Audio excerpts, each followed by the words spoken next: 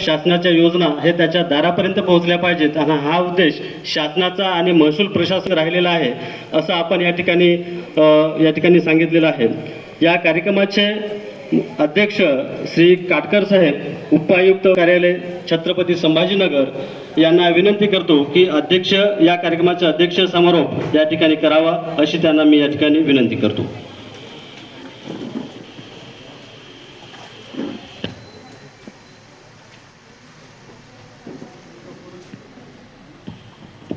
युगपुरुष छत्रपती शिवाजी महाराज यांना आम्ही सर्वप्रथम वंदन करतो। स्वराज्याचे दुसरे छत्रपती स्वराज्य रक्षक छत्रपती संभाजी महाराज यांची कालच जयंती झाली, त्यांनाही मी नम्रपणे वंदन करतो। राजमाता जिजाऊ यांनाही मी नम्रपणे वंदन करून आजच्या या छत्रपती शिवाजी महाराजांचं अभियान शिबिर टप्पा क्रमांक 2च्या अनुषंगानं मला पुन्हा एकदा प्रसिद्ध कार्यक्रमात उपस्थित राहताना मला खूप आनंद होतो। या शिवपीठावरचे सर्व उपस्थित आधी सर्व सन्माननीय सरकारी अधिकारी, सर्व स्थानिक आणि या तालुक्याचे सर्व सन्माननीय नागरिक, पत्रकार मित्र, बंधू भगिनी, मी आपल्यातलाच आहे। हिंगोलीचं भूमिपुत्र आहे, आपल्याला माहीत नसेल कदाचित। माझं गाव हिंगोली आहे आणि हिंगोलीमध्ये टंका म्हणून जे गाव आहे, पेडगाव टंका, तिथून आम्ही रहिवासी आहे। आता सध्या जरी मी औरंगाबादला स्थायिक असेल जॉईंट कमिशनर म्हणून, तरी सुद्धा पूर्ण मराठवाड्यामध्ये मी जळगाव फिरतो तेव्हा मला असं वाटतं की हिंगोली जिल्हा आपला फार शोषित लोकांचा जिल्हा आहे। जी शासन ज्या काही योजना देईल त्या आपण घेत राहतो, परंतु आपण या पुढच्या काळात तरी शासनाने ज्या ज्या योजना हाती घेतलेल्या आहेत, जनतेच्या हितासाठी, सर्वसामान्य लोकांच्या हितासाठी ज्या ज्या योजना आपण शासन म्हणून घेतो, त्या कुठल्याही विभागाच्या केवळ महसूल विभागाच्या नाही, तर ज्या शासन विभागाच्या योजना आहेत त्याचा आपण पूर्णपणे लाभ घेतला पाहिजे। आपली जी तालुकास्तरीय यंत्रणा आहे, ती तालुकास्तरीय यंत्रणा जर काही सदैव हा पुढा करून उभी आहे, तर तुमचा त्यांना साथ मिळाली तर सर्वसामान्य लोकांचे प्रश्न असतील जे या शिबिराच्या माध्यमातून आपण करणार आहोत। शिबिर एक निमित्त आहे, या निमित्तानं आपल्याला शासकीय योजनांची ओळख व्हावी, तुमच्याशी संबंधित जे जे विषय असतील, ज्या विभागाचे विषय असतील, त्या विभागाचे जे अधिकारी आहेत, कर्मचारी आहेत, ते आपल्यासाठी तत्पर आहेत। फक्त तुम्हाला त्यांच्याकडे द्यायची आवश्यकता आहे। महाराष्ट्र अभियान जे आहे, शिबिर आहे, एक निमित्त आहे। परत सांगतो की या निमित्तानं तुमच्यापर्यंत सर्व ज्या योजना आहेत ह्या योजना पोहोचल्या पाहिजेत, त्याचा सर्वसामान्य माणसाला योग्य लाभ झाला पाहिजे आणि जास्तीत जास्त यासाठीच ह्या शासनाचा आहे आणि त्यासाठी सर्व यंत्रणा, शासकीय यंत्रणा, सर्व शासकीय अधिकारी, कर्मचारी खूप प्रयत्नशील आहेत। गेले 2-3 महिन्यापासून हा कार्यक्रम संपूर्ण महाराष्ट्रामध्ये आहे।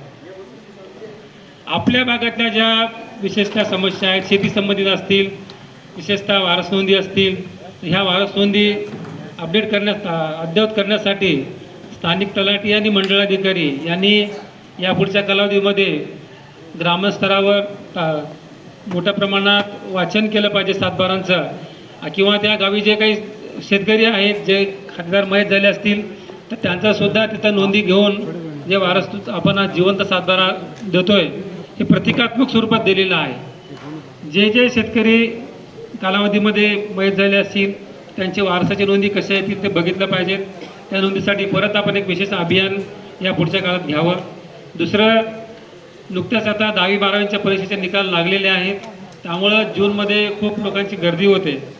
आता जसं मानेसाहेबांनी सांगितलं की जातीचे दाखले असतील किंवा इतर जे शालेय प्रमाणपत्र लागत असतील, नॉन क्रिमिनल असेल, तर याच्यासाठी जे पेपर आहेत ते स्थानिक आपल्या ज्या जिल्हा परिषदेच्या शाळा असतील, कॉलेजेस असतील, या कॉलेजचे मुख्याध्यापक आणि प्राचार्य यांनाही आपल्या स्तरावर एक पत्र द्यावं की तिथूनच त्या विद्यार्थ्याची माहिती भरून जर दिली तर निश्चितच त्याचा फायदा आपल्याला होईल आणि याच्यामध्ये संबंधित मुख्याध्यापक आणि प्राचार्य यांना थोडंसं आपण सहभागी करून घ्या, जेणेकरून स्थानिक ग्रामीण भागातल्या लोकांना दाखले मिळायला अडचण येणार नाही। त्याचबरोबर पावसाळा आहे, आता आपला खरीप हंगाम सुरू होतोय। कृषी विभागाच्या ज्या योजना आहेत, कृषी विभागाच्या खूप योजना आहेत, एखाद्या विशेष योजना सांगण्यापेक्षा ज्या ज्या योजना आपल्या तालुक्यासाठी म्हणून ज्या चांगल्या योजना आहेत त्याचा लाभ प्रत्येक गावातल्या ग्रामीण भागातल्या पात्र लोकांना कसा होईल याचं आपण ॲडव्हान्समध्ये नियोजन करावं, जेणेकरून कुठलाही पात्र लाभार्थी या शासकीय लाभांच्या योजनांच्या लाभापासून वंचित राहणार नाही. त्याचबरोबर पशुवैद्यकीय सुद्धा ज्या आहेत ते त्यांच्या संदर्भानं सुद्धा ज्या स्कीमा आहेत शासनाच्या पशुसंवर्धन विभागाच्या, तर त्याच्या माध्यमातून सुद्धा जे पशुधन आपण स्थानिक लोकांना देतो त्याच्यासाठी सुद्धा आपण थोडंसं विशेष प्राधान्य या ठिकाणी दिलं पाहिजे. जे पात्र लोक आहेत, पात्र लाभार्थी आहेत ते काटेकोरपणे त्याचे निकष करून पात्र लाभार्थ्यांना पशुधन कसं दिलं जाईल तेही आपण बघितलं पाहिजे. कृषी विभागाची योजना आणि पशुसंवर्धन विभागाची योजना याची दोघांची जर एकत्रित सांगड घातली तर जे जे पात्र लाभार्थी या तालुक्यामध्ये असतील त्यांना कसा लाभ दिला जाईल हेही बघितलं पाहिजे. त्याचबरोबर पंचायत समितीच्या माध्यमातून सुद्धा जे प्रधानमंत्री आवास योजना किंवा घरं जे आहेत, आपल्याकडे आहे का कार्यक्रम प्रधानमंत्री आवास योजनेचं काही आहे का? तर प्रधानमंत्री आवास योजनेच्या माध्यमातून सुद्धा जे पात्र लाभार्थी आहेत त्यांना सुद्धा त्यांचे हप्ते वेळेवर मिळाले पाहिजेत. त्यांना जे मटेरियल लागतं विशेषतः वाळूच्या संदर्भानं शासनानं धोरण शिथिल केलेलं आहे. या लोकांना सहजगत्या वाळू उपलब्ध झाली पाहिजे. 1-2 जे काही तुमचं निकष आहेत तर त्याप्रमाणे त्यांना 1-2 जी काही वाळू लागते ती वाळूसुद्धा त्यांना व्यवस्थितरित्या उपलब्ध झाली पाहिजेत. आणि शासनाच्या ज्या ज्या योजना आपल्या तालुक्यामध्ये आपण राबवतात त्या प्रभावीपणे राबवाव्यात एवढंच या ठिकाणी मी अपेक्षा व्यक्त करतो आणि माझे 2 शब्द संपवतो. जय हिंद, जय महाराष्ट्र. धन्यवाद साहेब.